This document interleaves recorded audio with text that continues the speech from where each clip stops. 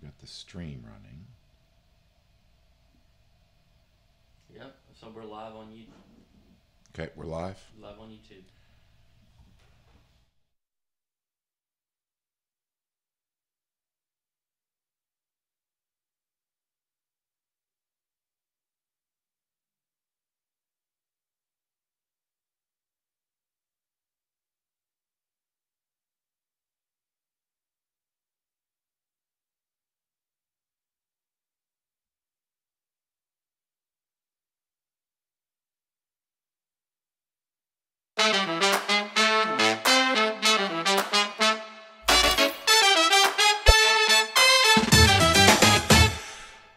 All right, and good morning and welcome to the Wake.Show. I am Fisher and solo today.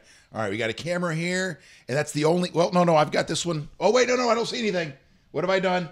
What have I done? Cords, I'm black over here. Did you the USB plug in? Oh no, there we are. I just, whatever. It's on. It's working now. All right, we figured it out. Good morning and welcome to the Wake.Show. I'm Fisher and what's that? You were on the camera that was down. Well, if you want, you can talk into the microphone. I just don't want to ruin your show. No, man, it's all right. You were on the camera that we're having the problem with the cable. Oh, okay. All right. Well, welcome to the Wake.Show this morning. I am Fisher the man. Jonny Torres, as you guys know, his last day was on Friday and has gone to join Marco Rubio and at the senator's office. And it's really cool too because it's not a campaign thing. He's servicing 6 counties here in the Bay Area, and all that. What? Ah, come on, man. Sorry. I was sitting there bragging last week that I could do both. I could switch and do this, but I don't know if I've got it in me. I don't know if I'm. You can do this, man. I don't know if I'm. There we go. All right, so leave comments in the comment section if you'd like. We'll get to stuff you should know today. Hit us a few stories, and then as far as the future of this show goes, there we go. We were in here all day yesterday reconfiguring this room so it is workable for kind of a one-man band. Look at that. Look, Cords, I don't even have the smarts. Again, I think I can run everything in here, yet I can't even pull up one video that is today. And not something that, maybe if I move the mouse around this way. You only got like eight screens over there. Keyboards. What's that? You've only got like 8 screens and 12 keyboards. You're doing just fine. This is going to be a long morning. You remind me of the one-man band in Mary Poppins. Yeah. That one-man band was Dick Van Dyke, wasn't it? Wasn't yes, that? It was. Yes, it was.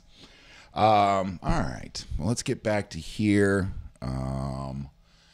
I'm not going to worry about trying to get my mouse to respond the way it's supposed to. Hey, why can't I find the show that's on right now? Are we on right now? Yeah, you're on. Just scroll down a little bit. It'll have like a little note that it's live. Also, that one right there. Also, can I ask you something? How come that isn't at the top? How come our live feed every morning isn't at the top of Facebook? It is some past show. Is that because we have something pinned? Yeah, it's because we have something pinned, so we need to go in and unpin it. So let me see if I can go ahead and take care of that now. That's all. I mean, I'm not bitching. I'm just curious why that is. No, I think it'd be better user experience. All right, let's just go ahead and get to stuff you should know, and then we'll go through some of the stories today and give you some insight about what's going on around here. Oh wait, let me try this real quickly. Make sure that. Nope, that did not fire off the way I thought it. You know the old hit M over here? Yes. And it would toggle back and forth? For the Me Cam? Oh, there we go. Hi, there's another camera. Good morning. All right, I figured it out. We're back to that one. Back to this.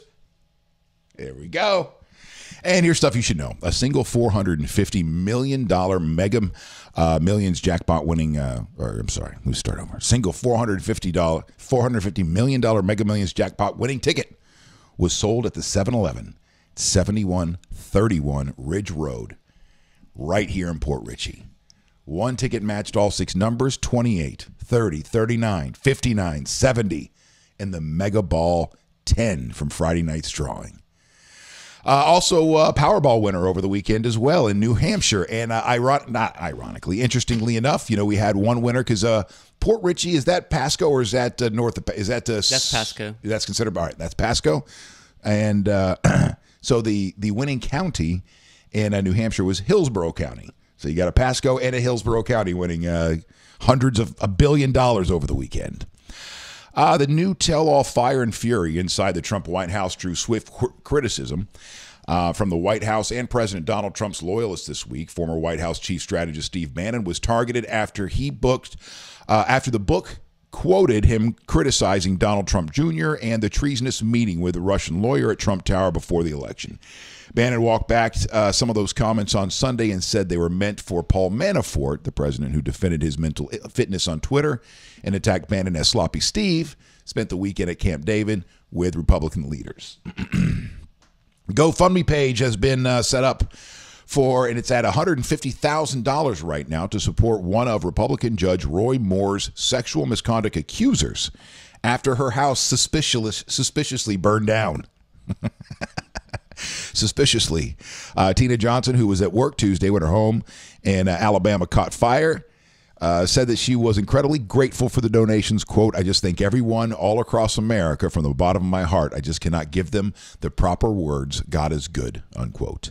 Influenza is on the rise across the country, according to a new Centers for Disease Control and Prevention report. The CDC says that flu activity in Florida is considered widespread, although the CDC says that this year's flu vaccine has only a 10% efficacy. What the F, man? So why would you even put it? Why is it even out there? Hey, everybody, here's your flu shot for the year. It's got a 90% chance that it's not going to work. Why even put anything out there then? They said the best bet in fighting the flu still is getting that flu shot, even though it seems to only have a 10% efficacy this year. And President Trump is expected to be in the stands for Monday's college football playoff championship game between Georgia and Alabama, his second appearance at a major college football game since the 2016 election. The showdown between SEC powerhouses, the Georgia Bulldogs and the Alabama Crimson Tide, take place tonight, 8 p.m. Oh, by the way, a Dolphin has predicted the winner. I don't know if you saw that or not, but a Dolphin has predicted the winner. A Dolphin right here at the Florida Aquarium made its annual college football championship game prediction, and the animal will be rolling with the tide. Nicholas, the Clearwater Marine Aquarium's rescued dolphin, picked Alabama to win Monday night's title game against Georgia. The two football teams' logos were placed in a tank on footballs. And Nicholas swam across with the Alabama ball, and the Dolphin is 5 of 6 the last 6 years. Has picked 5 out of the 6 winners. How does it even happen? Well, they got to go to that octopus halfway around the world. This year was probably a little more tough considering there were, both SEC teams. Where in the past all you had to do is pick the SEC team. Or I thought you were saying it was tough because you're from Georgia and you're like, it's well the Bulldogs are looking forward to this opportunity because the last time that Did you do something to the camera? I haven't touched it. Well, it's on now. It's working. Well, that's great.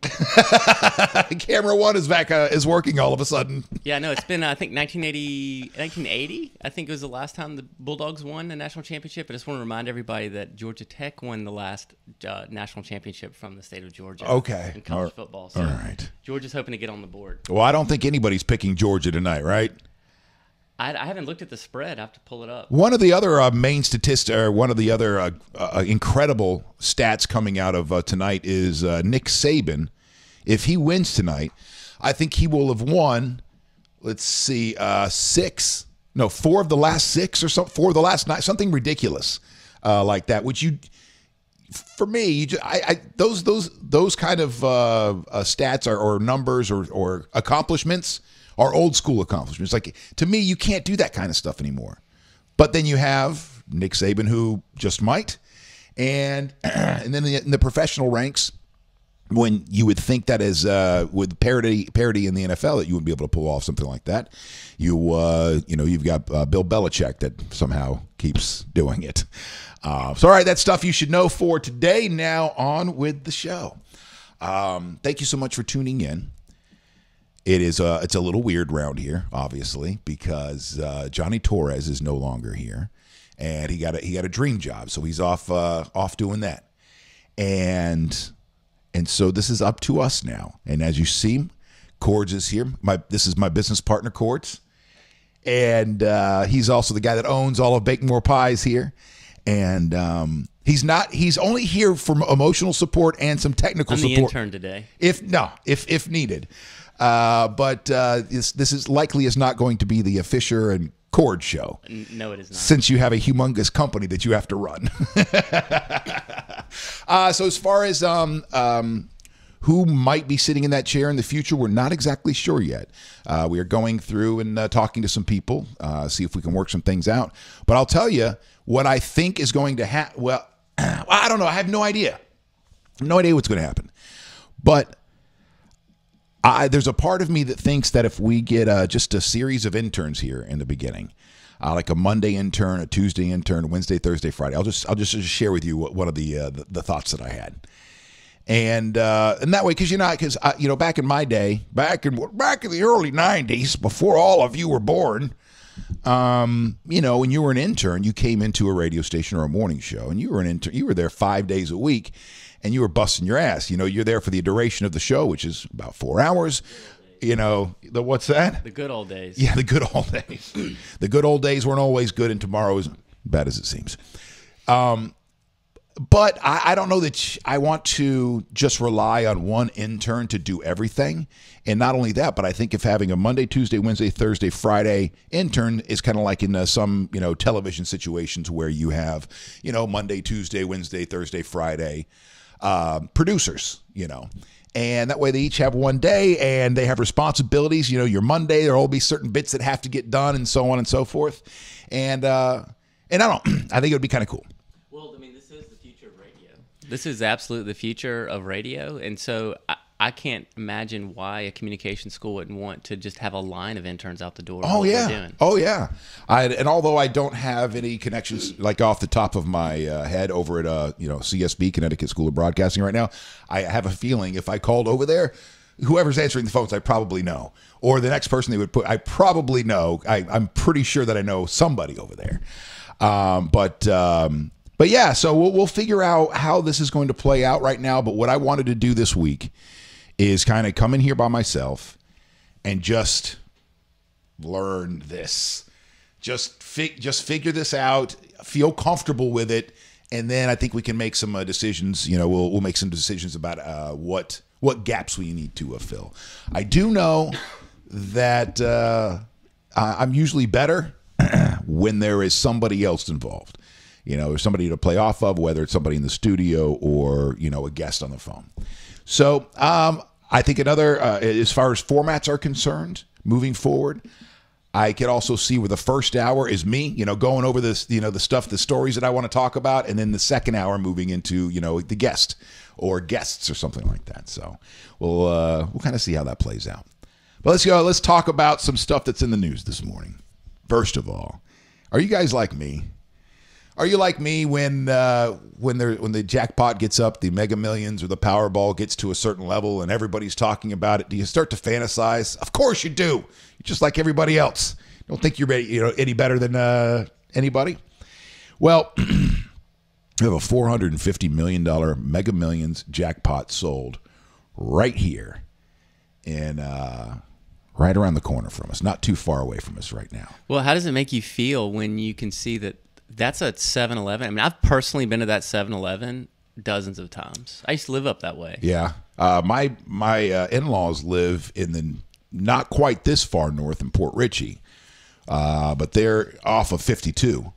So that's up there. Because this is a little farther north. This is like closer to Highway 50. My father-in-law lives right there in Embassy. Right there in Embassy. Did you call him? I have not called him, but hopefully he wakes up early. I'm assuming if it was him that he would have already called us this morning. Well, whoever's hasn't not come forward. Now, granted, this is only Friday, so they may not even know yet. Could you imagine not even knowing yet? Not even having an idea, not even having a clue yet. It's likely someone in the Tampa Bay area is waking up a multimillionaire today. Single $450 million Mega Millions jackpot winning ticket was sold on Ridge Road. The retailers also won't walk away empty-handed. The 7-Eleven themselves will get a bonus commission of $100,000 for selling the jackpot winning ticket. I wonder if there's an uptick. In sales like, do people consider that 7-Eleven lucky for a little bit? Like, all of a sudden you go rushing in there and, to buy a ticket after there's a winner, or do you think the other way? Well, somebody's already cashed out that, it's like going to somebody hits a jackpot on a slot machine. I guess you don't just follow them up afterwards after they hit a big one. It'd be the opposite. If it hadn't hit in a while, then you start trying to creep in on their territory. $280 million. $450 million. What would you do if you won that? If you, Cords, because you've got a vision. You've got you own a big business. You've got a lot of things going on. Are you doing it so you can reach $450 million and retire? Or would you just keep going if you nailed a Powerball this big, a Mega Millions this big? I think I would. I mean, the name of our company is Bake More Pies. We'd probably bake a lot more pies. I'm not trying to build an empire or anything around here. We're just trying to help some businesses do some excellent marketing and push the envelope a little bit, because it's really fun and interesting to do. But so you'd keep going, is what you're saying? For a little while, I definitely would keep going for a little while. I would. Yeah, I mean, why not? I love especially it. if you can build something that takes care of people. I mean, I got to be honest with you. I mean, my most proud moments as an entrepreneur, the first one was when I got to hire somebody full time the first time, and that feeling that you are taking care of someone's family through a paycheck is an extremely fulfilling and proud moment. And if I can build an engine that helps take care of more families and gives people work that they love to do and are happy about, I would absolutely keep doing it. I mean, I walked downstairs. I mean, when we were done on Sunday yesterday, we went downstairs. We had one of our team members was down in our office. He could have gone anywhere. He wanted to work on his writing, but he came to the office because he feels inspired by what we've put together down there. Yep, it is a very an inspiring space, a creative space here at Bake More Pies. I would keep doing this. However, I would probably build this in my house and be like, all right, Cords, I won $450 million. I need you to come over this week, and we're going to replicate this at my home. We're going to boost my internet connection so there's never an issue with that, and I will be doing this from my home for the rest of my days. Why not, right? So I love it. Thank you so much for joining the Wake.Show this morning. I'm Fisher. Make sure you track me down on all my social media, at Fisher the Man on Twitter, Fisher the Man 123 on Facebook, and of course you're streaming this through the Wake.Show on Facebook or YouTube or Periscope. Where are we now? There we are. Let's get back to some of the other stuff happening. We got the Powerball out of the way, Mega Millions out of the way. Did you watch any football over the weekend? Oh yeah, absolutely. I watched both games. It was very, very exciting. I thought the Oklahoma game was back and forth with Georgia. I thought it was really super exciting. And my dad's a diehard Georgia fan. And so we were texting back and forth the whole time, as well as my little sister, who is a huge Georgia fan.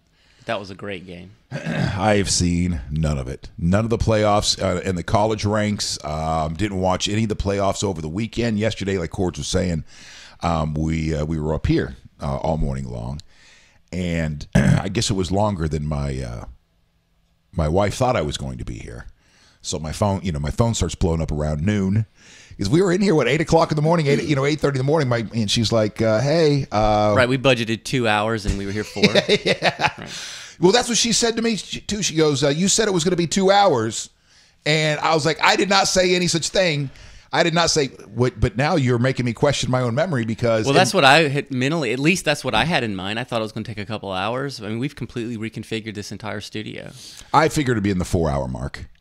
I figured it was. Did you get done everything you needed to get done? No, buddy. Holy crap! So what I had to do going home yesterday was, once I got home, to clear out the entire living room, and it's all ceramic tile.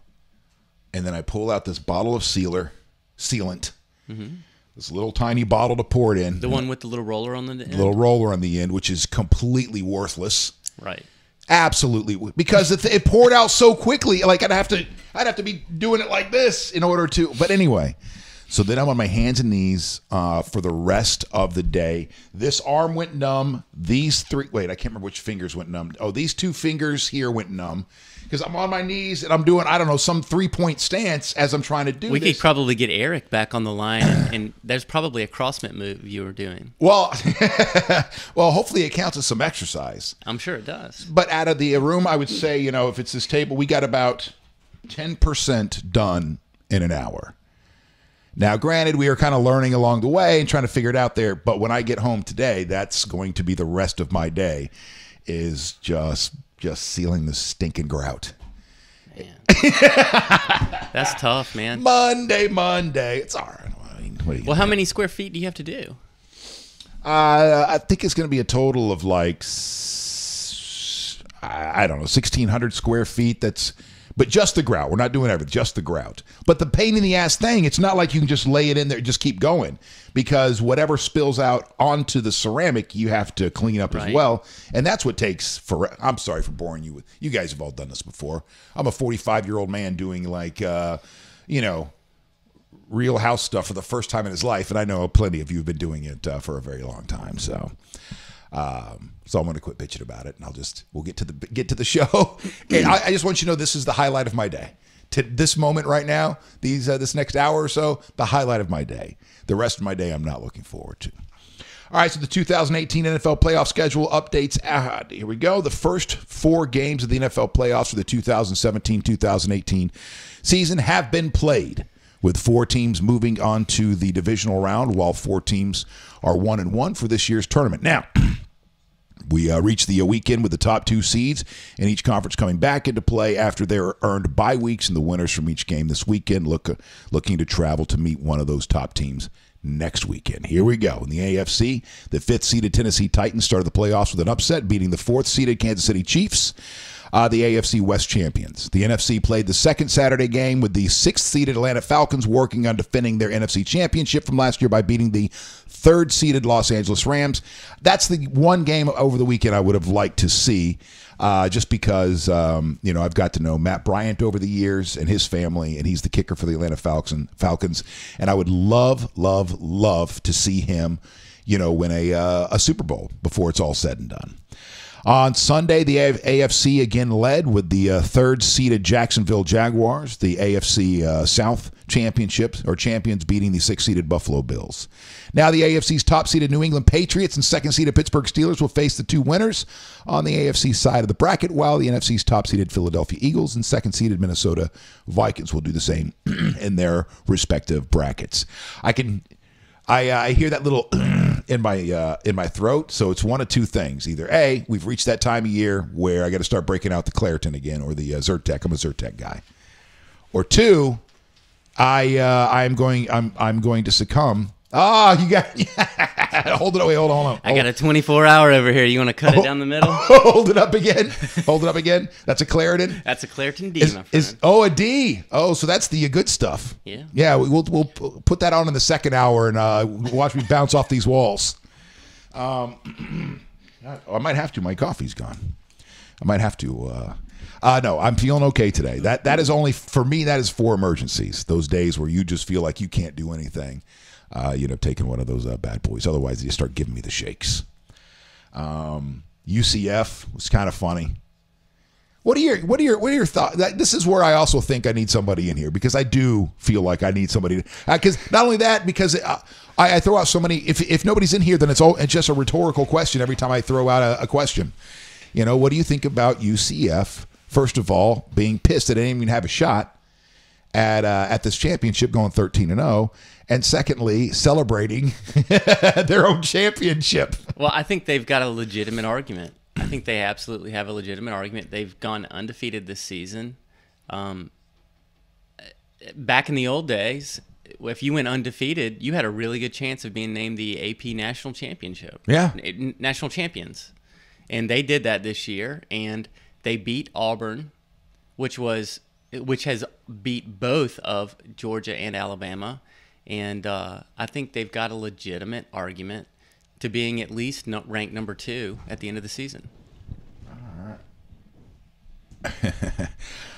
So unbeaten UCF celebrated its self-proclaimed national championship with a parade at Disney World on the eve. This was yesterday. The Knights 13-0 finished with the only perfect season in the football subdivision with a Peach Bowl victory over Auburn, which during the regular season beat both Alabama and Georgia, who will meet up tonight. They do have an argument. I mean, I'm not a sports guy. We knew this was going to happen when they were sitting there arguing for some kind of a playoff system, because you should lit a certain amount of people. There's an argument to be made that all kinds of teams should have a chance at it every single year, so they did it. But everybody was saying at the time was this was what's going to happen, because then it's going to be arguments and fights over, well, so-and-so didn't get a chance, so-and-so. This is why we had the playoff system to begin with, so you open it up for, more than just 2 teams. Quit complaining. It's college football for, what am I talking about? College football in general, might as well be religion to some people. At least in the South.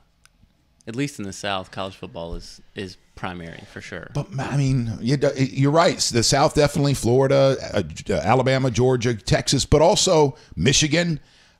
Big deal. Indiana. Yeah. California, I still think is like the first or second as far as most college football teams or something like that. To me, it is all around the world. I mean all around the country. Where I'm from, I mean, obviously we have the Atlanta Falcons. I'm from Georgia. But I mean, people are way more passionate about their college teams than they are about the pro teams. And about high school too. Oh yeah. Which is amazing. Go around any one of these the states that we're just talking about on a Friday night. And again, it's very like a religion. It's very much like a it really is.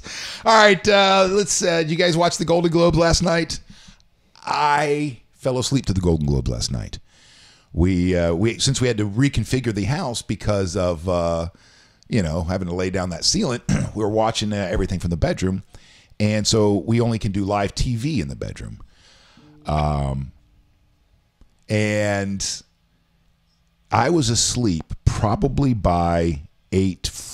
Definitely by 9. I was somewhere between 8:30 and 9. My wife said I started to snore, lying next to her bed. So I didn't see a lot of the Golden Globes.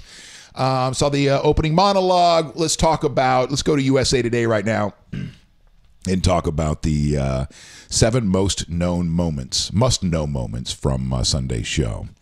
Seth Meyers earned mostly positive reviews for his first time hosting the Golden Globes, although some of his jokes about accused sexual predators Harvey Weinstein and Kevin Spacey were met with uncomfortable laughter and gasp in the Beverly Hilton ballroom. I watched this. I saw it, and I don't want to say like something is perfect, but from my vantage point, the way that Seth Meyers handled this was perfect.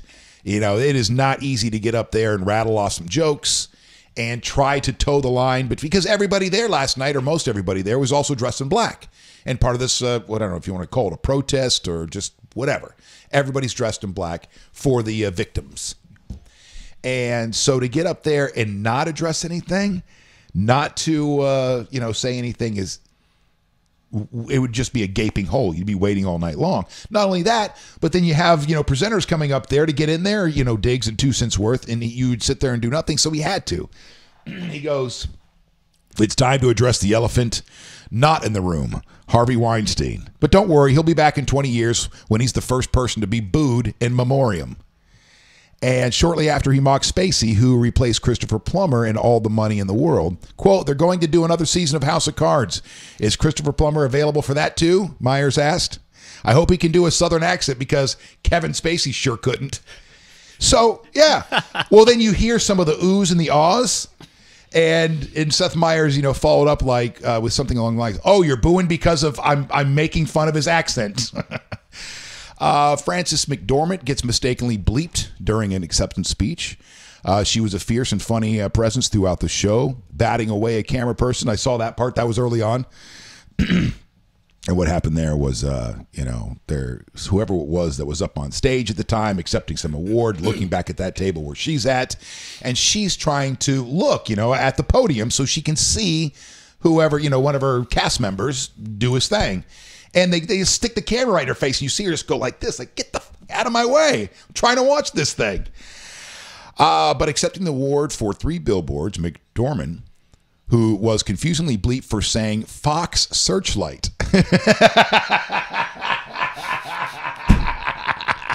Somebody was a little quick on the old dump button.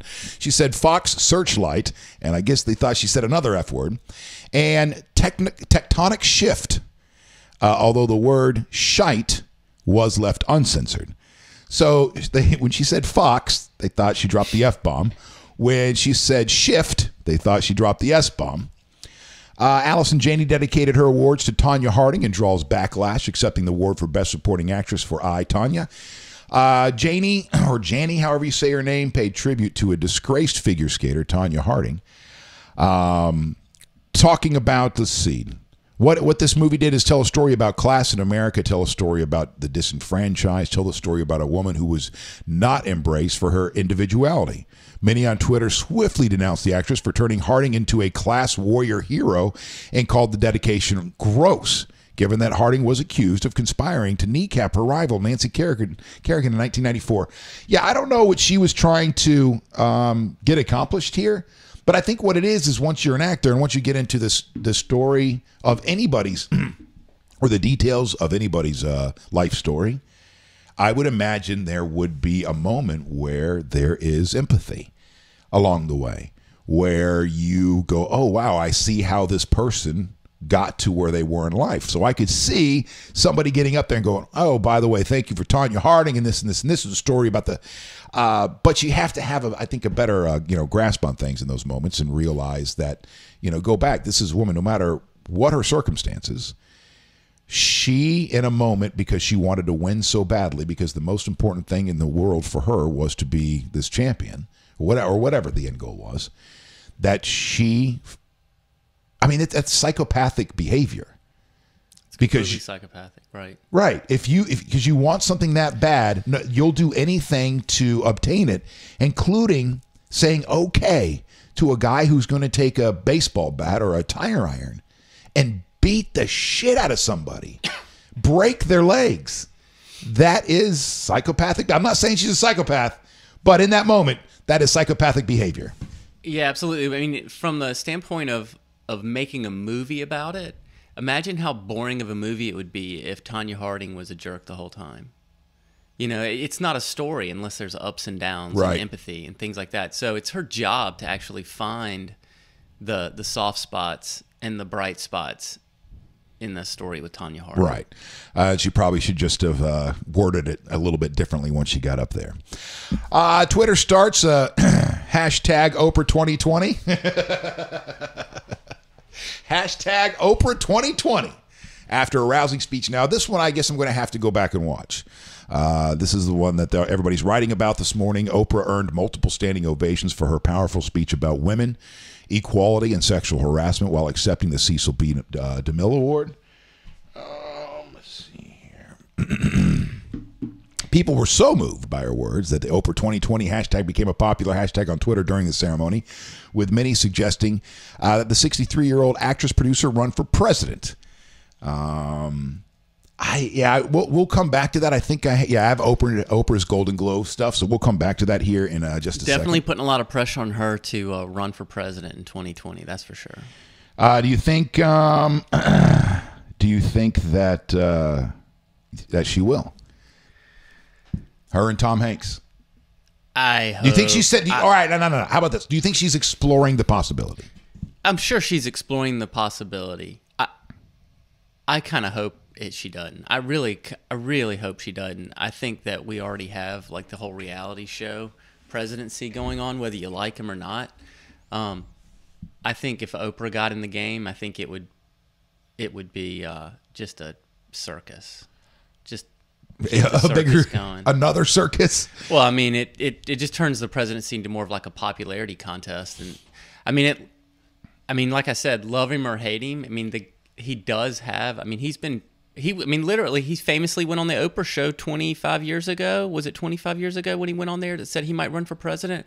I mean, Donald Trump's been into politics for a very long time. Very, very long time. Like, whether or not he's been an actual politician, he's been into politics.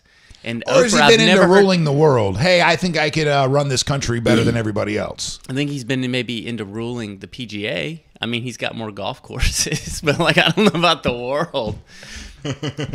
After Oprah's stirring speech, Natalie Portman took the stage with Ron Howard to present the award for Best Director, where the Time's Up advocate deadpanned. And here are the all-male nominees. It was subtle-ish. And here are, and she's talking about the directors. Closing out the ceremony, Streisand wondered aloud why she has been the only woman to win a Golden Globe for Best Director for Yentl. That was 1984. 1984, 34 years ago, is when the last time a woman won Golden Globe for Best Director. I just think it reeks of irony that you've got this community out there in Hollywood that is the most vocal about all the injustices and whatnot, and it's their exact establishment that is perpetuating part of this whole thing. Yep. Yep. And Natalie Portman, because it was all 5 guys that were all nominated, 5 or 6 guys were all nominated for Best Director. And so when she read it out, she goes, and here are the all-male nominees. Obviously, that was not in the script. Let's see. Barbra Streisand goes on to say, folks, time's up. We need more women directors and women to be nominated for Best Director. Kirk Douglas gets a standing ovation, storied actor who celebrated his, do you know how old he is? Well, I saw a headline that he was 101, but I don't believe that. 101. No way. He is. Kirk Douglas, 101, received a standing ovation when he was wheeled on stage by his daughter-in-law, Catherine Zeta-Jones. The actress hailed him as a living Hollywood legend who was responsible for helping end the Hollywood blacklist in 1960. Catherine, you said it all. I want to say a speech, but I don't want to say it because I could never follow you, Douglas said, before presenting best screenplays to the 3 billboards. Got it. Okay, so I was confused. I thought it was... when I thought Kirk Douglas, I was thinking of Michael Douglas. But right. I know Michael Douglas is with Catherine Zeta-Jones, correct? Yep, that's her husband. Okay. And then he ended up with... was it throat cancer or something? He said from going down on his wife too often. Oh, yeah. Well. Right? Wasn't that him? I think it was. The Will and Grace star Deborah Messing was cheered on Twitter when she criticized E Entertainment during a pre-show interview with the network, which former host Kat Sadler left in December, citing a large pay gap with a male co-host. Quote, I was so shocked to hear that E doesn't believe in paying their female co-hosts the same as their male co-hosts. Messing told E, I miss Kat Sadler, and we stand with her, and that's something that can change tomorrow. Well, I mean, that's one of those things where, you know, if the show's popular, it's a meritocracy. I mean, it's all based off ratings. I don't care who your host is. If you've got better ratings, you get to be paid the most. I'm with you on that. This is when I see stories like this. There's a discussion that echoes in my head from a few years ago when I was doing a show with a woman by the name of Kelly Cranji. Now, she was not a co-host on the show. She was the producer on the show, but she and I were having this discussion on the air. So it wasn't like we were equals on the show. I hope that didn't come off the wrong way. But I haven't been in the hourly world, the punch a time clock world, since I was 20 years old. That was 25 years. That was a quarter of a century ago when I was a lifeguard at Wet n Wild. But once I entered radio, it was always every time, you know, your contracts are up or every couple of years we renegotiate. It sucked. I hate doing that kind of stuff. And it zaps the life out of me because I've never had agents or anything like that. It zaps the life out of me. I absolutely hate it. And it's a very difficult, arduous process that I go through, and every single time come out the other end effed. Never, you know, you don't end up with the stuff that you want. And so when we started talking about how women deserve equal pay and da-da-da-da-da, I think about how hard it is that I have to bust my ass to get everything that I get. And so it just would register to me like somebody just wants to walk in and go, okay, whatever he got, now I get, F you. So I get a little, worked up about it. But I don't think it's fair for me to talk about this because I don't think I get it. I don't think they're talking about people in the entertainment industry and, if I have but that's what they're talking about here. He went in and negotiated a contract. She went in and negotiated a contract. Well, get a better, get a better manager. Yeah, get a better manager. Get a better agent to get a better contract. But they're saying the only difference between the two is that one's male and one's female. That's why his contract is so much bigger than hers. Well, let me ask you a question. What's the audience of E look like? Who watches E? Right, it's all females. I don't know their demographic, but I'm sure it's it's all. So female. who do they want to watch?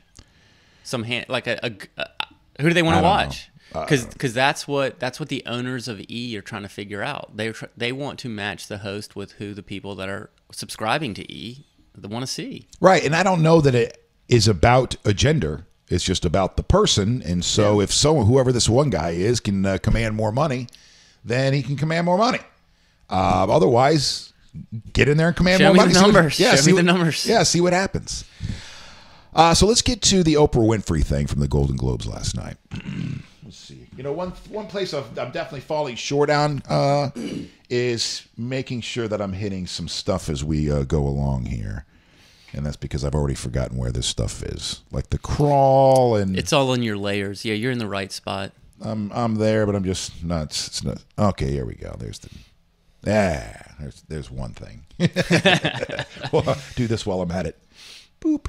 Oh, look at that fanciness. All right, so Oprah Winfrey.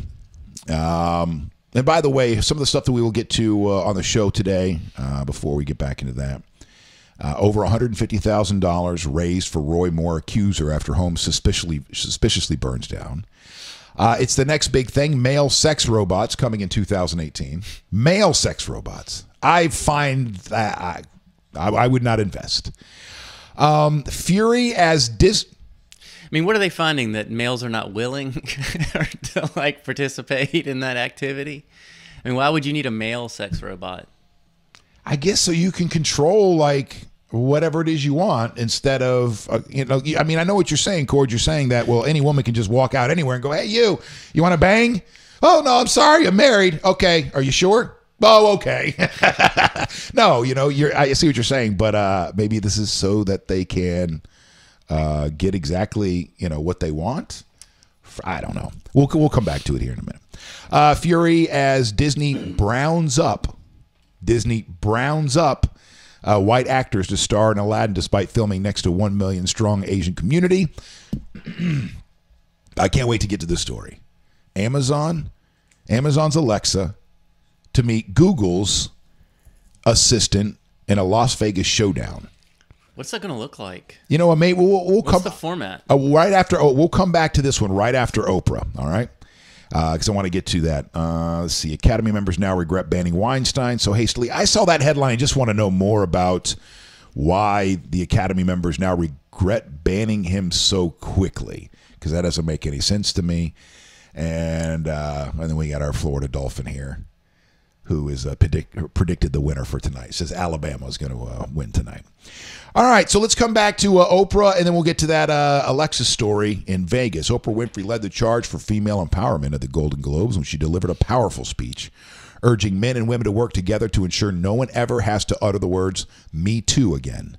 The actress and businesswoman who received a lengthy standing ovation as she accepted the Cecil B. DeMille Award at Sunday Globe ceremony said she was honored to be the first black woman to receive the accolade. The 63-year-old, who left most of the audience in tears, began her speech. I got to go back and watch this. If you're like, well, Fish, we'll play it for us right now. Well, I don't want to get kicked off of Facebook. I don't know. Maybe Facebook hasn't caught up to the fact that it's brand new content. Well, I mean, I guess I could probably play as long as I, dip out of it every few seconds. We could talk over it. Yeah, talk over it every few seconds. We could call it Dub the News, where you play the video and then you say the words. She says, quote, "It is not lost on me that, at this moment, there is some little girl watching as I become the first black woman to be given the same award. It is an honor and it is a privilege to share the evening with all of them. I want all the girls watching here to know that a new day is on the horizon. When the new day finally dawns, it will be because of a lot of magnificent women, many of whom are right here in this room tonight, and some pretty phenomenal men, fighting hard to make sure that they become the leaders who take us to the time when nobody ever has to say, "Me too" again.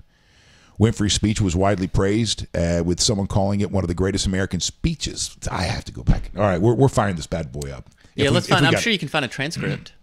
And others urged her to run for president in 2020.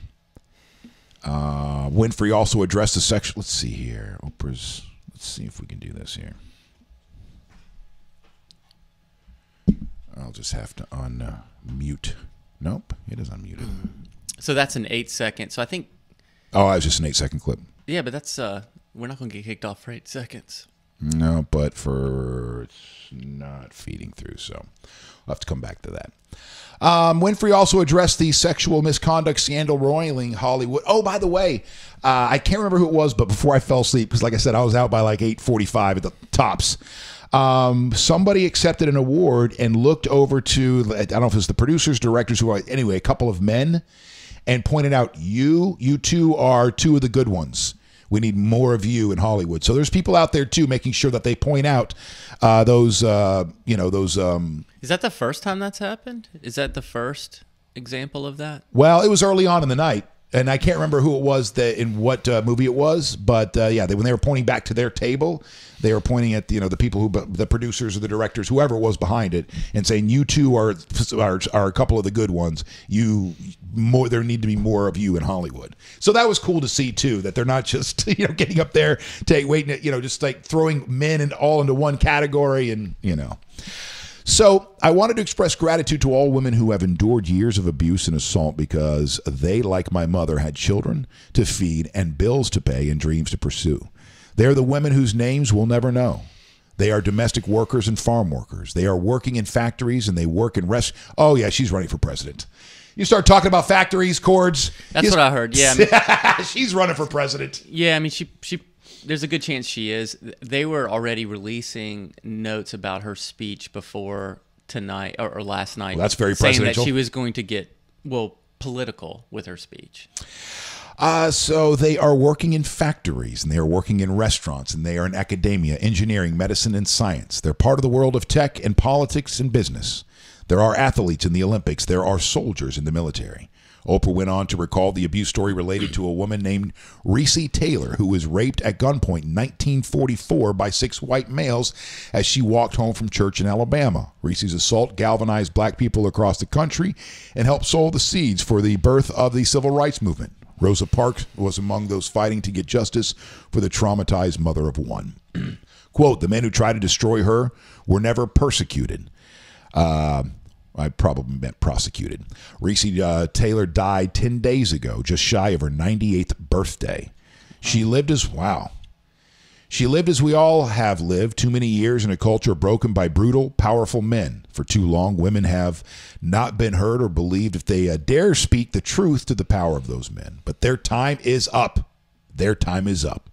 I just hope that Reese Taylor died knowing that her truth, like the truth of so many other women who were tormented in those years, and even now tormented, goes marching on.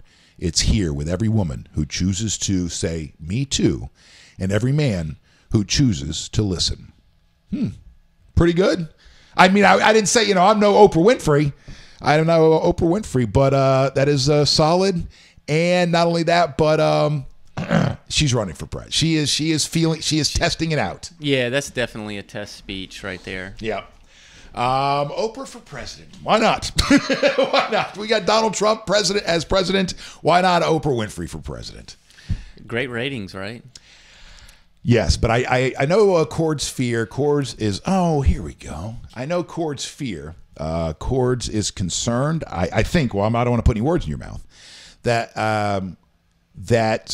the presidency, if Oprah follows up Trump, then the presidency is nothing but a mockery from here on out. You're hoping that this is a one-off with Donald Trump, and that somebody like an Oprah Winfrey or The Rock or Mark Cuban isn't the next president, because if that's the case, then your fear is, well, anybody with money is going to be going after the presidency from here on out.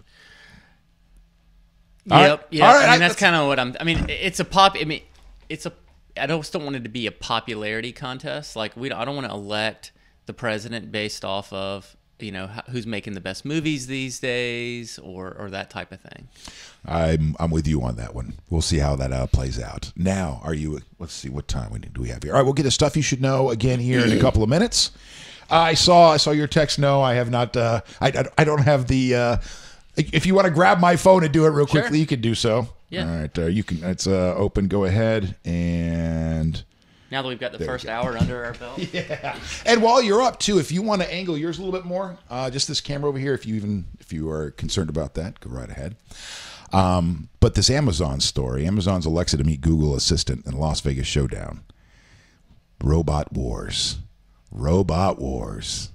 If the annual CES technology show in Las Vegas were a high school dance, Amazon.com Inc.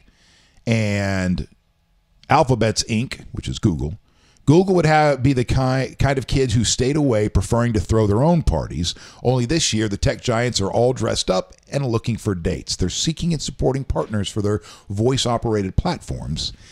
And in the grand tradition of such classic battles as Android versus iOS and Mac versus PC, there's a showdown in the voice-operated world over who's going to be in charge of your home. So, I figured like Alexa and this Google one, whatever the Google one is called, were just going to be. You're going to see multiple. You'll see half a dozen of these things that you can choose from. But what they're saying is that this will be more like the VHS versus beta stuff in the 80s, and there will be one winner that comes out of this. I don't think that is going to be the case because it's not competing technologies, right? Or is it? I guess it is to a certain degree.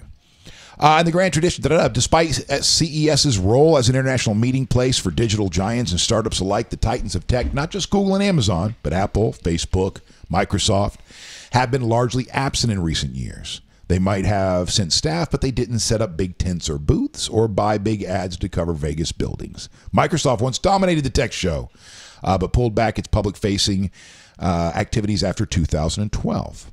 Both Google and Amazon kind of thought it was... do you have any one of these devices yet, by the way? Actually, I don't. I'm kind of thinking that I need to invest in one just so that I can start utilizing it. I mean, obviously, we do a lot of search marketing around here, and people saying, hey, okay, Google, get me a locksmith. I need to figure out how to make sure that one of my clients ranks for that. Yeah, I'm waiting. To me, this is one of those things where I'm going to give it a call. I'll let other people take care of this for a couple of years. I feel like, do you want me to quit putting you on camera? Are you uncomfortable? No. Okay. I'm great. I just had a thing with my itch in my back. No, we actually work with. I've got a meeting actually today about bots. Working with one of our clients. I have a meeting at 3:00.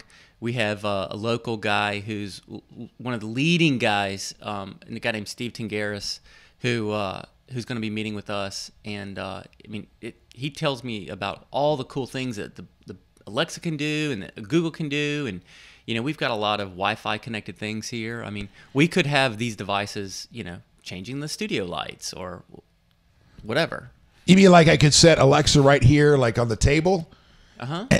And be like, hey, Alexa, I need a little bit more red from this corner. I need you to a blue hue from this corner. Or you would, you could say, so if like you named the lights, you could say, hey, Alexa, turn, the right side down. Maybe that's what we do. Instead of getting a producer in here or an intern, we just get an Alexa, stick it over there and next to the mic, and then when I need, hey, so Alexa, tell me about your childhood. Alexa, what did you ever steal candy as a kid? And we'll see how the show turns out from there.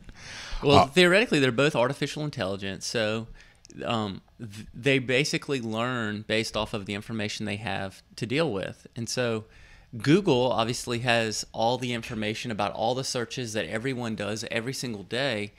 Alexa, I don't actually know where they're pulling that information from. I don't know. I mean, where does Amazon get its information from? I don't know. You're in the data industry. You don't even know where they're getting. Well, here's the thing. There is a friend of the family that has it wired throughout their entire. I think it is Alexa throughout the entire home, right? And I want to say he has 5 of these devices. Well, here's the thing. He tells me, because I'm asking him, well, how, the functionality. Well, now give it back. Now that it's shut off, I got to get you back in there. The functionality. I was, asking about the functionality. He loves it and this and this and this. Of course. Jeez.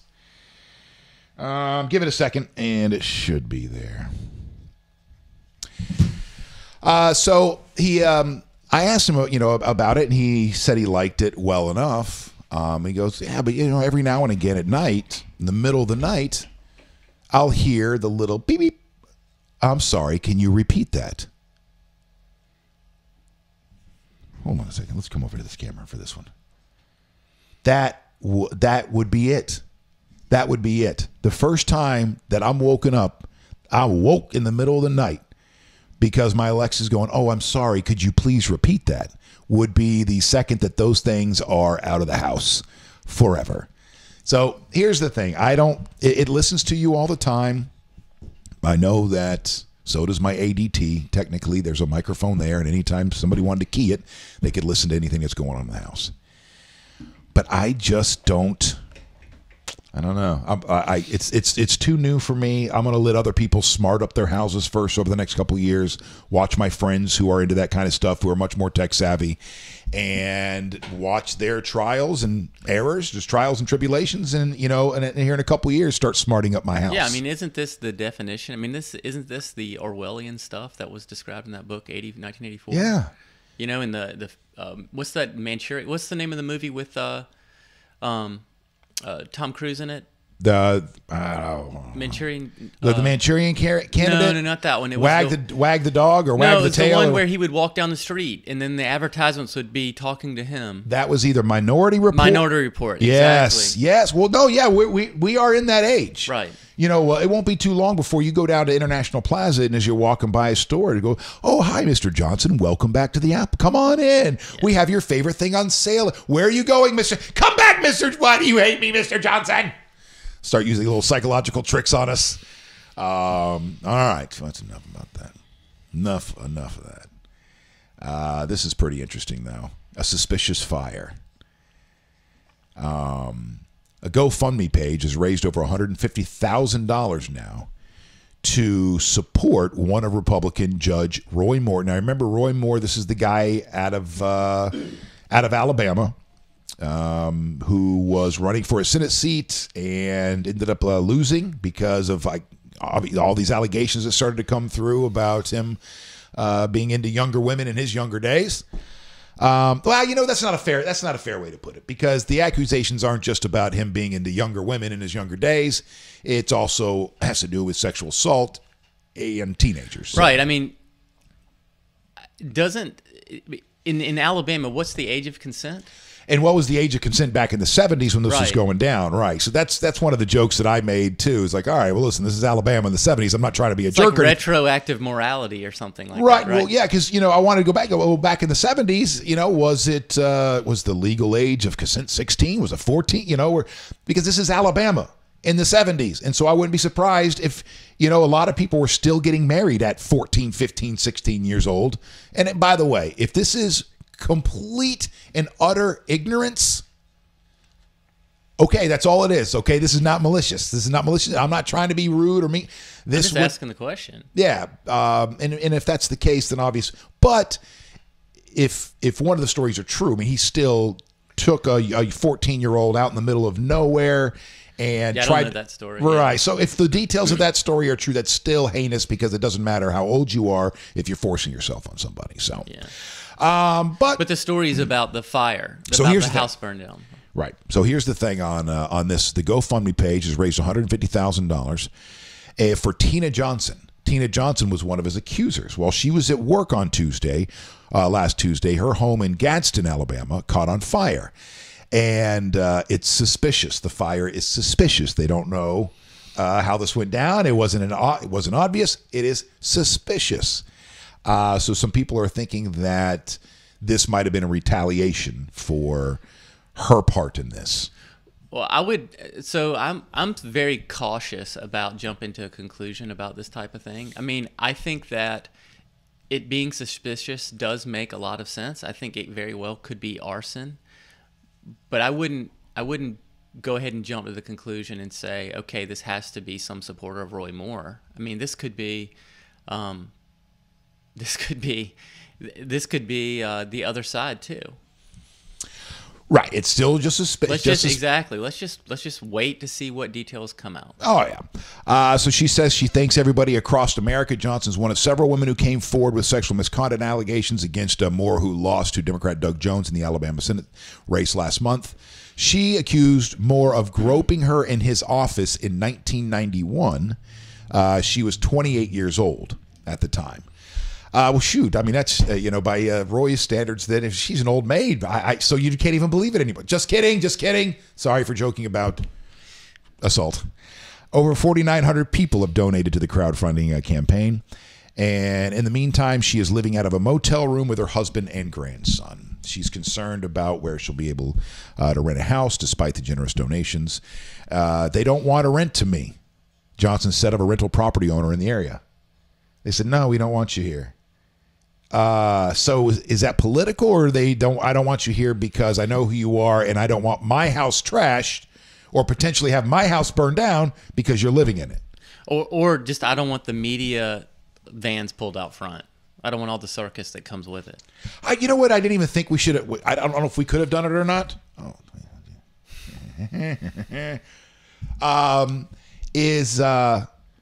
Is had on Jonny Torres this morning. We could have, yeah. We still can. What? He's already texted me, said it looks and sounds great. Stop it, Jonny. Stop it. I can already see that I'm off. I need to center up over here. Yeah. See, back when... Yeah, he's already texted us on Messenger. He was just going to say, don't forget to share it to the other pages. So we have shared it. So I at least shared it to your Facebook page. Okay.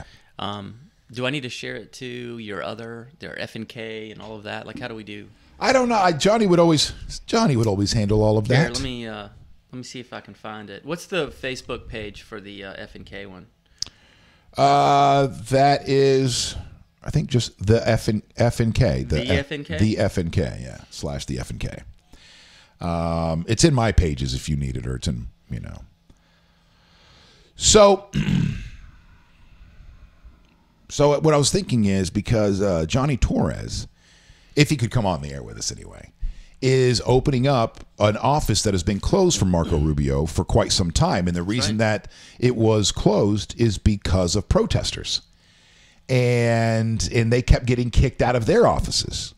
And then they go to the landlord, and the landlord is like, listen, man, I'm really sorry. You're cool and all, but I just can't have these dozens of people, or however many people would be out in front of these offices every single day. And because I got other tenants that are trying to come in. Neighbors the neighbor. I just can't have that. So you're gonna have to go somewhere else. So after that happened a couple of times, Marco Rubio and his people decided we got to shut it down. They ended up finding a new place, hiring Jonny Torres, our boy Jonny, and so he is reopening up that. And so if we could check in with him this morning, or maybe tomorrow morning, to see if there's any protesters. Yeah, I'm sure we can follow along and see how it's coming. Okay. We're all very proud of what Johnny's doing. Well, all right. Well, we'll get a hold of him after the show today, or I'll text him and see if he can come on tomorrow and see how his first day went. But I also don't want to bother him because I'm sure he's got a lot going on. All right. You ready, ladies? I didn't know this was even a thing. But obviously, human men aren't doing it for you anymore, which I don't know if it comes as a surprise. But according to this article here, male sex robots are coming in 2018. We will come back to that story here in just a moment. But first, let's get to stuff you should know. A single $450 million Mega Millions jackpot winning ticket was sold over the weekend on Friday at the 7-Eleven, 7131 Ridge Road. One ticket matched all 6 numbers, 28, 30, 39, 59, 70, with a mega ball of 10 from Friday night's drawing. One person right here in the Bay Area, Port Richey. And they haven't come forward yet, haven't claimed anything yet. Also in the Powerball, we did have one winner, and that came out of Hillsborough County, not Florida, Hillsborough County, New Hampshire. The new tell-all fire and fury inside the Trump White House drew swift criticism from the White House and President Donald Trump's loyalists this week. Former White House chief strategist Steve Bannon was targeted after the book quoted him criticizing Jr. and the quote-unquote treasonous meeting with a Russian lawyer at Trump Tower before the election. Bannon walked back some of those comments on Sunday and said they were meant for Paul Manafort. The president, who defended his mental fitness on Twitter and attacked Bannon as Sloppy Steve, spent the weekend at Camp David with Republican leaders. GoFundMe page, like we just said, has been set up for one of the accusers of Republican Judge Roy Moore's sexual, one of his sexual misconduct. We just did the story. I'm sorry that I'm also so discombobulated this morning. Hey, has there been a GoFundMe page set up for the fire at the Chappaqua House yet? What the what? You didn't hear? I think last week there was a fire at Hillary's Chappaqua House, the famous house with the email server. Oh, was there really? Yeah, I don't think the thing burned down or whatever, but there was a fire there. What evidence are they trying to destroy now? Suspicious, as they say, right? Influenza is on the rise here in America. Across the country, the CDC says that the flu activity in Florida is considered widespread, although the CDC says that this year's flu vaccine has only been 10% effective, which just blows my mind. You had the flu, Court, didn't you have the flu last week? No, I just fought I think I'm on the mend now. I think I'm out of the woods. Okay. We had a little bit of a bug go around the office. I think a lot of people had, I don't know if anybody had full-out flu, but we had colds. Well, something started to set into my my nodule. Hey, you start to feel them right in here. So just feel a little something in here. So hopefully it's not this year's flu. But they're still telling you, even though that this year's flu vaccine seems to only have a 10% effectiveness, they're still telling you that's the best way to combat the flu. Why the hell would you get it for only 10%? I don't know. President Trump is expected to be in the stands tonight for the college football playoff championship game between Georgia and Alabama, his second appearance at a major college football game since the 2016 election. The showdown between SEC powerhouses, the Georgia Bulldogs and the Alabama Crimson Tide, take place tonight at 8 p.m. And if you're wondering who's going to win, Alabama, according to a dolphin here at the Florida Aquarium, who has picked the winner 5 of the last 6 years. They throw 2 footballs into the water, I guess, and with the team logos on them into the tank, and the dolphin goes out, grabs one of them, brings it back, and 5 out of the last 6 years have predicted the champions. Why do we even watch ESPN? Why don't we watch the so-called experts? So let's see what the spread is. It looks like Alabama is predicted to win by 4. Alabama by 4 tonight. I see one of the lines is Alabama by 3.5, but it looks like Alabama is definitely favored. I will be watching. Well, actually, I take it back. I will not be watching. I will be watching with my wife because my wife will be watching. Well, I think the determining factor in the game tonight is Alabama's defense has been pretty run down at the end of the season this year. And I think they have almost everybody back. Okay, so that's their real powerful part of their team. There is their defense. And then Georgia has a freshman quarterback. A guy named Jake Fromm, and his Twitter handle is actually really good. It's Jake Fromm from State Farm. Jake Fromm, State Farm. Yeah, exactly right. But they. Surprised the NCAA hasn't gotten them on them for. I'm pretty sure State Farm really likes that. Yeah, no, he did it as a joke, right? Because of the commercial Jake from State Farm. But yeah, they've got a freshman quarterback, but he's not just any old freshman quarterback though. This guy is a very, very accomplished athlete. He was one of the clutch guys in the Little League World Series when he was in it. He's an all-world type athlete kind of kid with incredible composure, and so he's a baller. But all the experts, from what I've seen over the past couple of days, they're expecting him to get his ass handed to him by the Alabama defense. I don't know, man. I mean, if you look at even like Alabama's quarterback, I think Alabama's quarterback has a lot more game experience. but he makes very questionable decisions. He's not that great. Okay, Alabama's quarterback's not that great. So you're taking Georgia tonight. You're taking the points?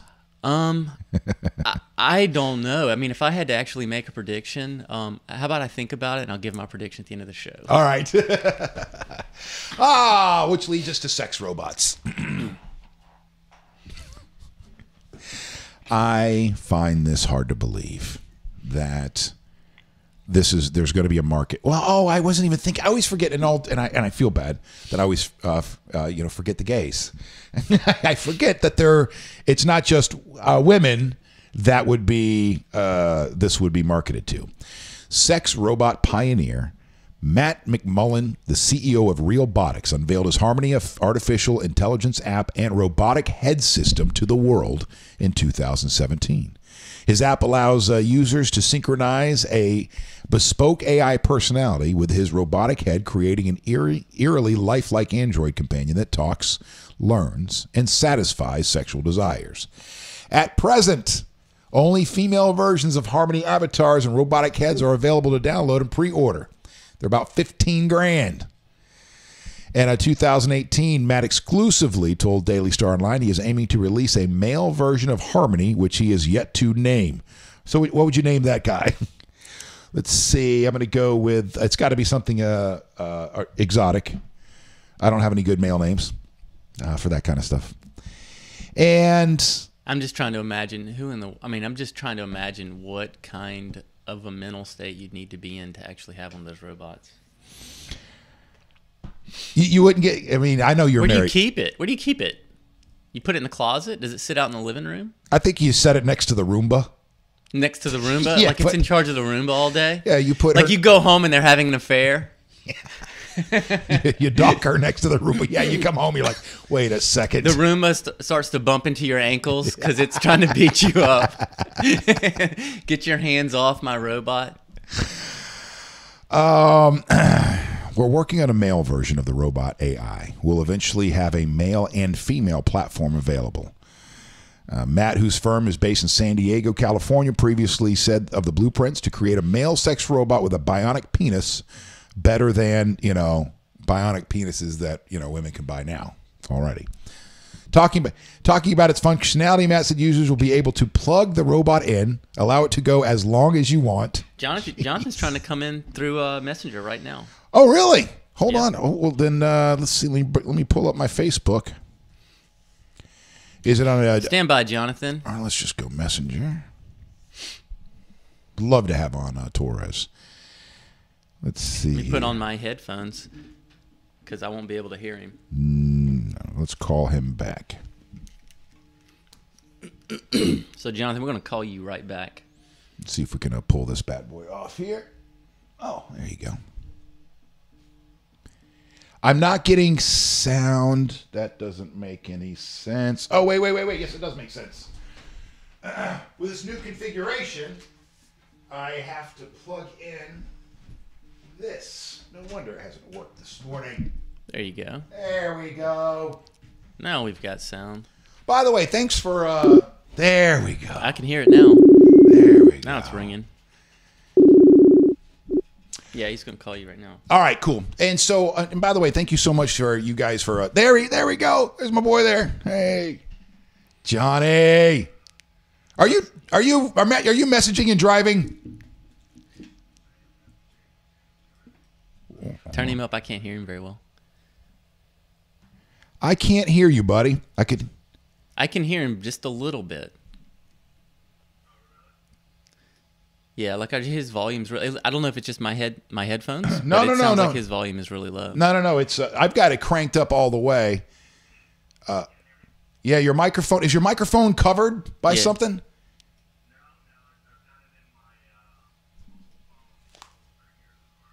Wait. Oh, damn it. I think what's happening is it's coming out of here. My audio. Hang on one second. Stand by, Jonathan. I'm sorry. I'm sorry for... not really. This is still, our show is still new. And during these times, I like to apologize for USB input, HDMI. No, I need it to be the USB. Yeah, so your input would be coming through the computer there. Well, this seems right. And you heard it ringing. Yeah. You heard it ringing, so it's patched through the way it's supposed to patch through. The volume of the ringing was really good. I just want, is Jonathan, are you using speakerphone or Bluetooth?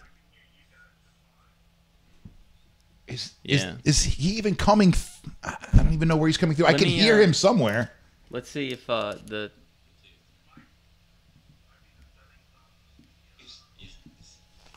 Yeah, we're not picking up his volume very loud. Well, wait. Stop talking for a second, Cords. Go ahead and talk, Johnny. No. I've got you pulled up on my my computer here. What's that? So check the audio settings on your laptop. Yeah, the audio settings are right. We heard like the phone call ringing that was coming through my board, but once you answered, the audio, like you're just barely in the background, like. Okay. Let's try calling him back. Let's try again. Sorry about that, everybody.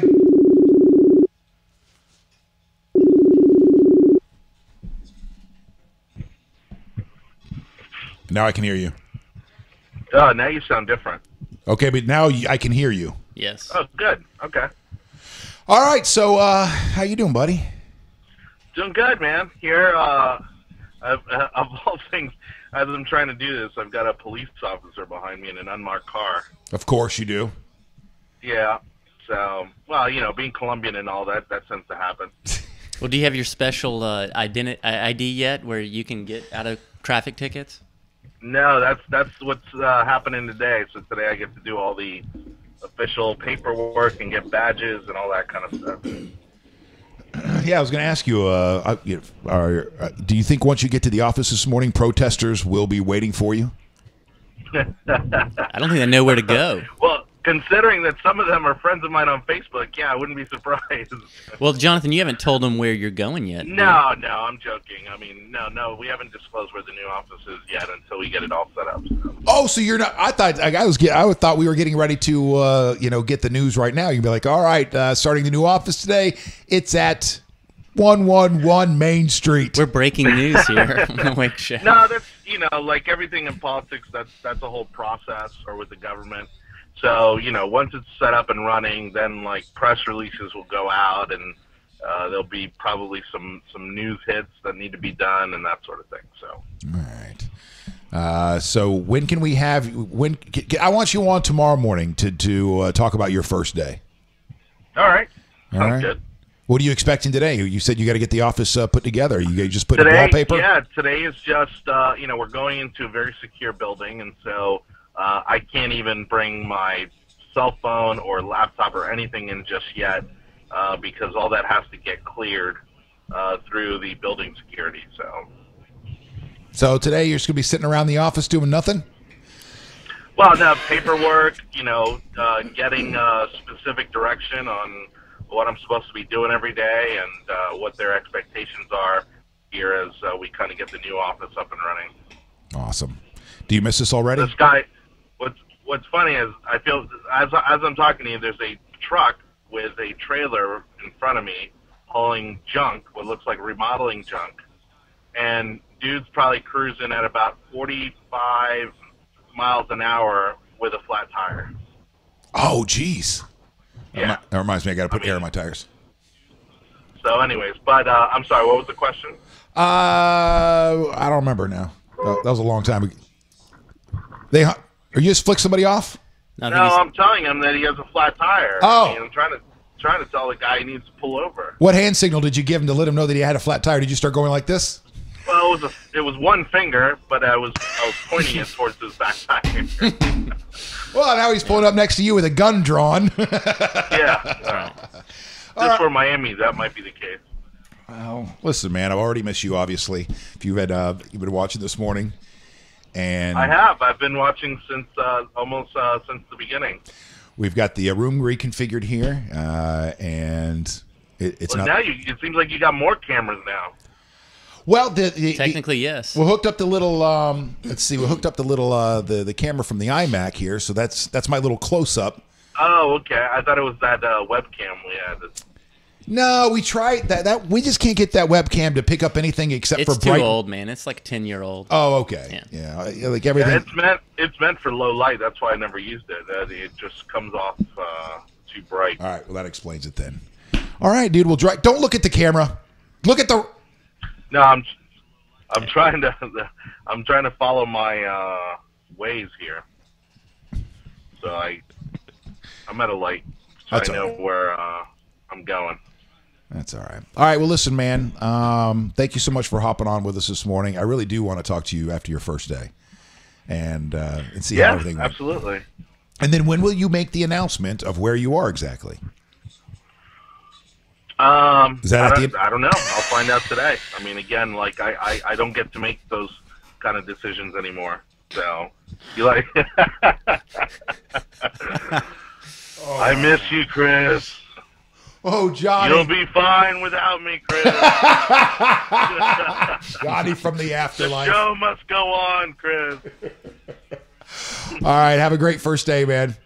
All right. I'll talk to you tomorrow. All right. Bye-bye. That is awesome. All right, so a little technical thing between you and I. That I felt like there was a delay that I was also. Oh, I wonder if it was coming from one of these. It sounded perfect over here. Okay, there's something slight in the background, like a little delay, like hearing them and then hearing the same stuff again seconds later. You know, that's all right. We'll figure that part out. Where are we now? 8:30. All right. A few more things to get to. So, sex robots, enough of that off the table.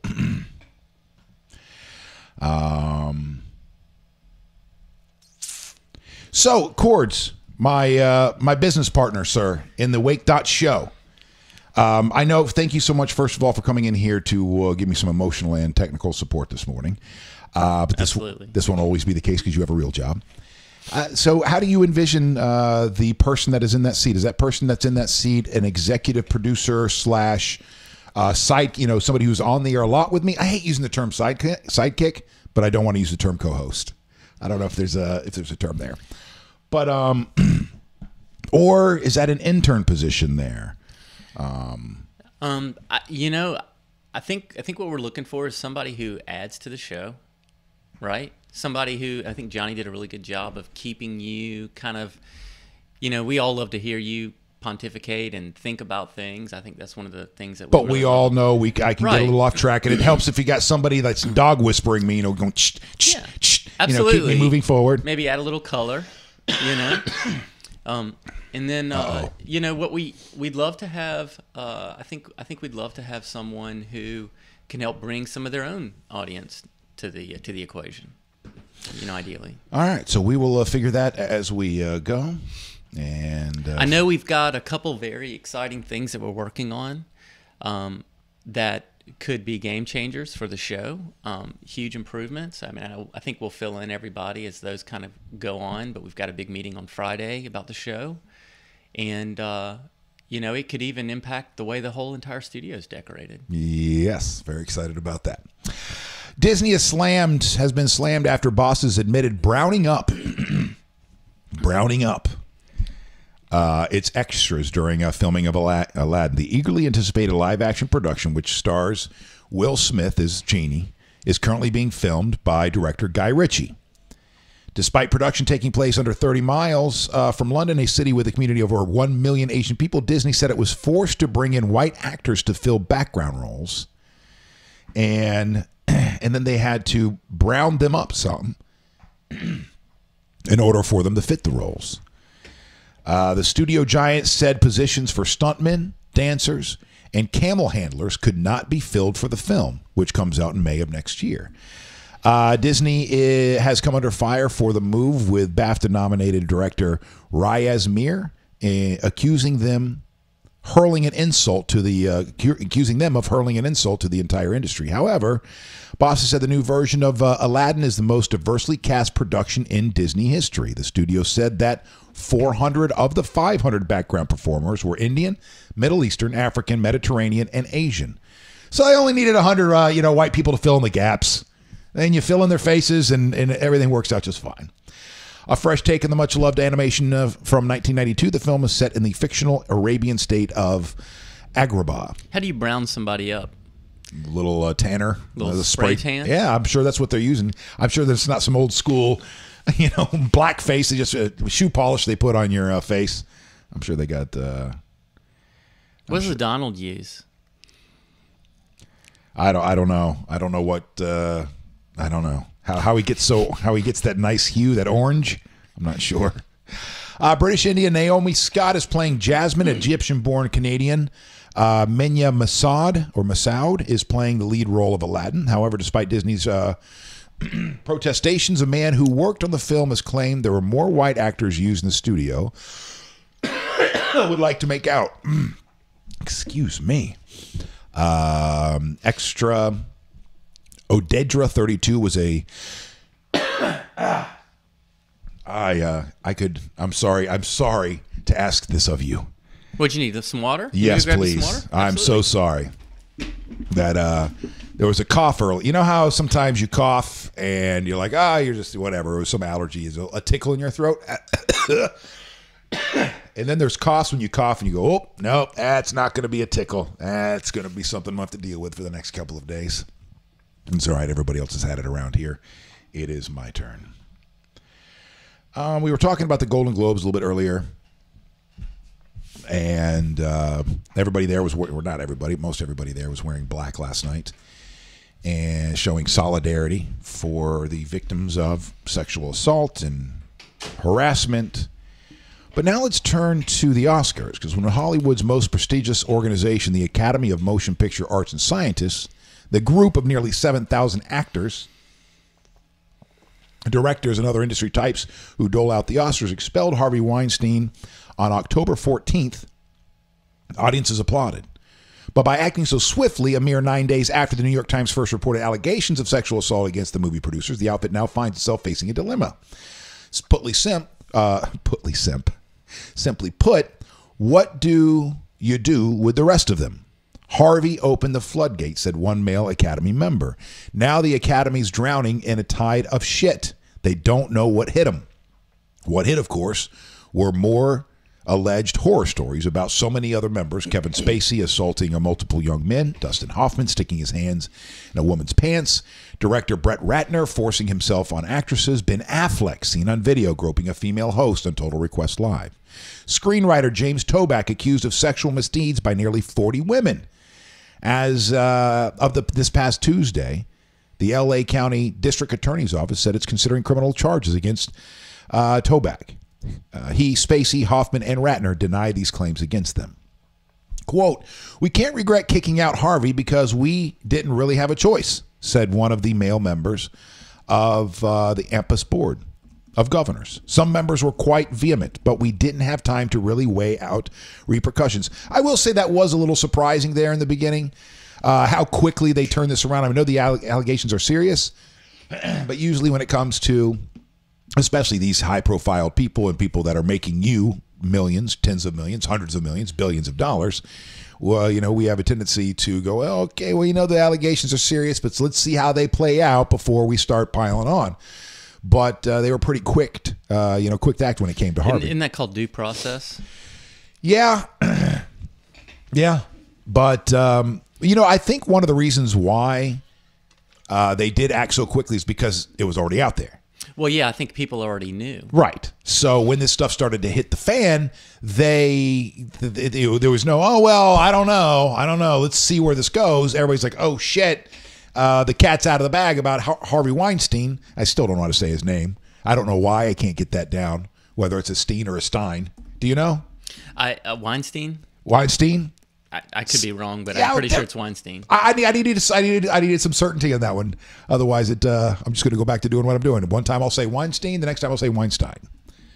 The emergency meeting to deal with Weinstein was conducted by the 54-member board of governors, which includes Steven Spielberg, Tom Hanks, Whoopi Goldberg, Laura Dern, after received a Change.org petition of 100,000 signatures calling for his ouster. Quote, but they didn't give themselves time to plot out how to deal with this going forward.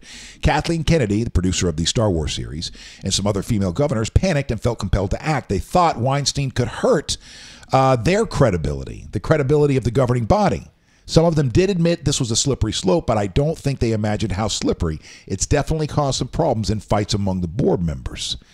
And now, I don't understand why. I don't understand why there's a fight there. It's not like, you know, all these allegations were made, they kicked him out, and then he was found to be innocent of all this stuff. Yeah, that would be a big problem. Right. But I don't think there's any, I don't think people are saying that they've known for so long that there's no chance that he's innocent of the majority of the stuff that they're accusing him of. And it's not just new allegations that are haunting the Academy what to do about two of the most notorious accused sexual predators in Hollywood, because they're still out there, Bill Cosby and Roman Polanski, who were charged years before the Weinstein stories broke. Or for that matter, Casey Affleck, who last year won Best Actor Oscar, and the two settled cases of sexual harassment against them. Cosby and Affleck deny the accusations. Now a barrage of petitions and complaints. So I guess what they're saying is because they acted so quickly after the Harvey Weinstein story is that now they're forced to act just as quickly for every other allegation that comes out there. But That's you have slippery to slope, man. Yeah. That's a very slippery slope. Now a barrage of petitions, complaints, and letters are hitting the Academy.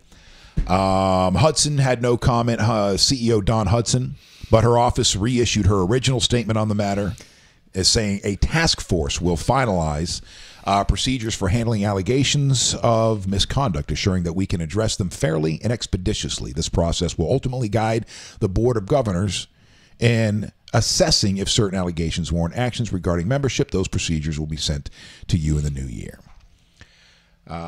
Before Weinstein, there had only been an example of the only one example of a revoked membership.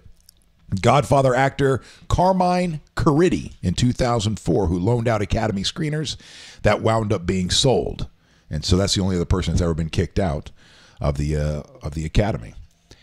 Indie filmmaker Cameron Bossert filed a petition to the Academy early November asking it to bar Casey Affleck from presenting this year's Best Actress trophy, as is the tradition. Quote, I just wanted to help hold the Academy responsible for their really broad statement that the era of willful ignorance and shameful complicity in workplace harassment is over. I mean, the term casting couch came from somewhere, right? This stuff's been going on for a very long time, and everybody make a joke about it. You even have people making jokes about it on stage at these events. What's his face? Made some comments, made some jokes about this. Ricky Gervais has made his jokes up on stage. There are others as well. You had people like Courtney Love on a red carpet a few years ago, making, I want to say, jokes. They're kind of jokes, but they're more like insight. They're more like humorous insight. And so she made a comment on one of the red carpets as well. Like the joke was, oh, don't go back to Harvey Weinstein's hotel room, and that kind of stuff. So this stuff has all been out there. And it'll be interesting to see what 2018 brings us. Will these stories continue? And not just the stories of this person falling, that person falling, that person falling, but of things changing. Of things actually changing and people treating each other a little bit better. All right. That is enough about sexual harassment, Golden Globes, and the Oscars and all that good stuff. So John writes in, John Sweeney Jr. Hi, John. So he's got some thoughts on a co-host. John, go right ahead. So what we'd like to do is maybe we can connect with him on Messenger, pull him in, and we could talk to him for a minute. And do that? All right, let's see if we can do that. So, John, if you're connected to Chris's personal Facebook page, go ahead and give him a ring on Messenger, or we're going to go ahead and dial you in right now. Because, what I'll do is just search him, John Sweeney. There, John Sweeney Jr. Yep.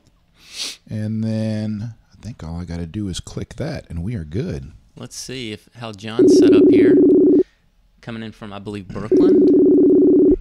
John's in Brooklyn? I think so. Uh-oh. He'll correct me, I'm sure, when he picks up the phone. How's it going, guys? Hey, there he is. How you doing this morning, John? I'm at full volume.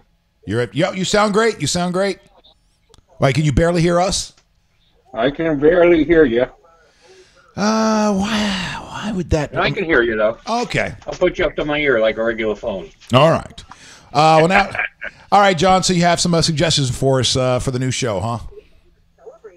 Well, you just need a good co-host. I agree. You need someone who can pull in a good audience and have some humor. Now you sound like Cords over here. I thought you had like some suggestions. You knew some people here in the Bay Area. I know a lot of people in the Bay Area. I used to live there. Well, John, I'm up in New York now. You're in Brooklyn. So how did you find the Wake.Show to begin with? Well, I've been following you forever, Fish. Thanks, John. I was with you at Cage and the Colt. Yeah, when we were doing the F&K, that was a lot of fun. We did. When we was talking about the F&K podcast, we did with Jesse Cage and Ed Gruby for about a year, and we did all right. 120,000 downloads, made a couple of dollars along the way, learned a lot about how not to do a podcast, and that has led me here. Yeah, that's good. I got my radio stations. So, John, what do you think about the Wake Show? Actually, I love the format. The format's great. I mean, the way you do it is great. It's nice and refreshing. You know, it's not the same BS that you see on the regular networks and on regular radio. You know, you're out there and you're just doing your own thing. That's the best part about it. Oh, thanks, man. We're trying. We're trying. All right. Well, what's the weather like in Brooklyn today before we get you off the air? Well, it's about 30-some-odd degrees. It's going to be 30-some-odd degrees today. Lots of snow on the ground. Cold. Not too shabby. It's in the 50s here in the. At least it's not negative 30 degrees where you are today. No, not today. All right. What do you do for a living, John? Negative with the wind chill though for the past 3 days. What do you do for a living, buddy? I own 3 radio stations. What? You own 3 radio stations? Yeah, you might have heard of them. 102.7 WSNR. WSNR. What are the other 2? The Podcast Radio Network. Okay. And New York 720 is the top 40 station. Oh, wow, holy crap. Maybe we can syndicate. So, yes, we'll have to do, I'll have to get the, we'll get this down so it's a nice solid format. You know, it clips along at a good pace. And then we'll syndicate on one of your radio stations. Yeah, we can always put the audio feed up on the Podcast Radio Network. Do you need any voice tracking? Because after I'm done here, I can just go into the other room and voice track a shift for you, too. All I have to do is convert it into an audio feed. That's it. There we go. All right. Well, John, thank you so much for tuning in every day, man. We really appreciate that. No problem. You guys have a great day. Thank you, sir. Bye-bye. We'll be in touch. So, I mean, I didn't want to ask him this, but, I mean, he's got 3 radio stations, but he listens to us. Exactly. That's pretty cool. That's very cool, man. I want to say, hey, so do you not have anything on your radio station worth listening to? Well, that's what I clicked on it. So I don't know John. So I looked on his profile, and it said that he owned radio stations, and so I figured he had a qualified opinion about the show. No kidding. And so I kind of put us all on the spot there, but thank you, John, for coming in and weighing in with your opinion, because it means a lot to us. Yeah, thank you very much, and we appreciate everybody who tuned in this morning. I think we're going to go ahead and wrap. How about wait before you go? Oh, I wonder if old Chris. We have Chris Moore is a very active. He's listening. He's very active on the comment section. You want me to? I'd love to get his opinion too. Let's pull in Chris. Maybe we can have a little bit of audience polling here to find out what they think. This is Moore or Brown? Chris Moore. Okay. Uh-oh, I've got 2 in my contact. Is this the guy with that cowboy hat or the other one? It's a black and white picture. Let's see here. It looks like I just clicked on it. Won't give me. I don't. Let's see, Chris. Are you connected to Chris Moore? Are you connected to Chris Fisher's personal profile? Let's see here. The guy that lives in. Let's see where he's at. Sorry, it's taking a second as it loads my screen. That's all right, sir. Let's see. Man, my eyes are red this morning. So Chris Moore, who lives in Holiday. So let's see here. I don't see what you're looking at up there is I see John. So let me see Chris Moore. I can't see your screen from here. Can you It's Moore. Yeah. And then I've got, if you want to walk over here real quickly, if one of those is him, I'll just punch him up real quickly. If you can see it. Here you go. I'll do this. Whoop. Get off of that one. No, that's not going to help you. You can't read me, can you? So it's neither one of those, I don't think. I don't think it's either one of those. All right. So. All right. Well, then You have to send him a Facebook request. You have to become friends first. No, not that cool. So he's, I think he's saying no. No, he doesn't want to go on. Yeah. It's funny. Cords comes in here and one day he's like, "Hey, just start calling people." I thought about doing that there in the very beginning of the show, just start calling random friends, but I just feel so bad. Like, I mean, you know, people between 7 and 9 o'clock in the morning, they're getting ready. I can't imagine that if you just throw them on live, that they'd appreciate that. But well, I mean, they're active in the comments. Why not? Good point. Well, thank you so much for being part of the Wake.Show today. I'm sorry that I will not be ending any more shows or any shows anytime soon with karaoke. That's only if John's here. But yeah, so this is our new setup, and we'll be tweaking it this week and talking more about who is going to be coming into the studio. And as you can see here now behind me, we've added something else. It's got my book bag on it right now, but a guest couch. So we have guests in here and have them be a little bit more comfortable and have a little bit more fun. So thank you. Hey, maybe we could show them the new studio real quick. I'll grab one of the cameras and point it around. All right, go right ahead. And the likes and the shares obviously is very important to us. We appreciate that, the comments. And let's switch over to, let's see, boom. And then, yeah, go ahead and show them around the studio. So this is the new studio here, the couch we were talking about. And then because right over there, that table is where we had all the equipment before. That's where Jonny sat, as you guys know. So we'll get some kind of a producer there, and guest couch over here. The main little control, sitcom. The command center is right here in front of me, and I still have plenty of room for more buttons out here. I got a free hand. I can do this. So thank you, Cords, for coming in. So tomorrow morning, just me by myself. You got it. I got it. I'm very excited. And then we'll also have a guest tomorrow. We'll also have a guest on the show tomorrow. Who do we have? I'll tell you tomorrow, or I'll tell you later on. I'll promo it on the Facebook page. Facebook.com/thewake.show. Also, thank you so much for watching us on YouTube and Twitter and Periscope. And we'll do this again tomorrow. Have a great day.